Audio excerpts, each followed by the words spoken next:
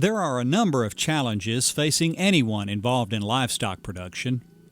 Input costs, weather, and volatile markets are a few. But on a stocker cattle operation, maintaining herd health is a primary focus. It starts a lot with the commingling from going through the stockyards and the cattle not having any kind of vaccination or anything before you get them.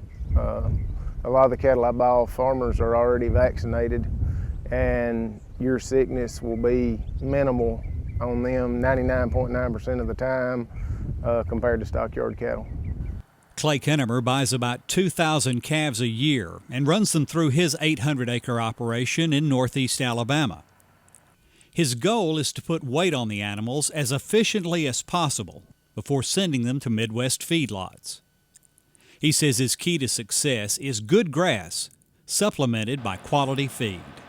I've got commodity sheds so I can store, I guess if they were all full, close to 400 tons of feed. What I feed varies.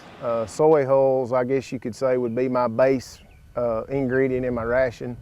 And then I mix whatever else, wheat mids or corn gluten or whatever else I can get, and I work with a nutritionist and whatnot to try to keep a good ration, but I try to be flexible with whatever ingredients I can get at a reasonable price. Kennemer says he's fortunate because there's a plant near his farm that processes soybeans, so a good supply is convenient.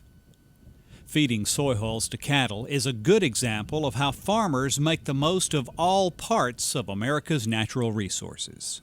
Soy hulls is a byproduct. They grind or press them, however they process them, to get oil, and then the byproducts of the oil is the soybean meal and the soy hulls.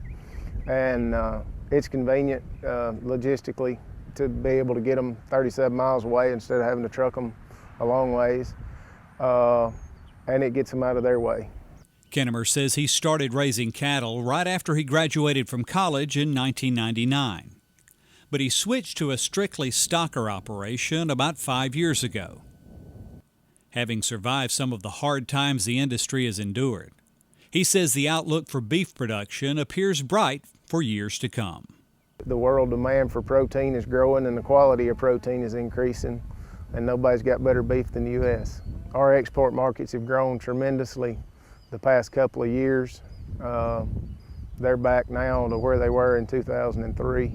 I think our biggest increase in volume and the quality of the meat that we ship to other countries is really increasing, and that's what's going to keep our prices sure enough on top.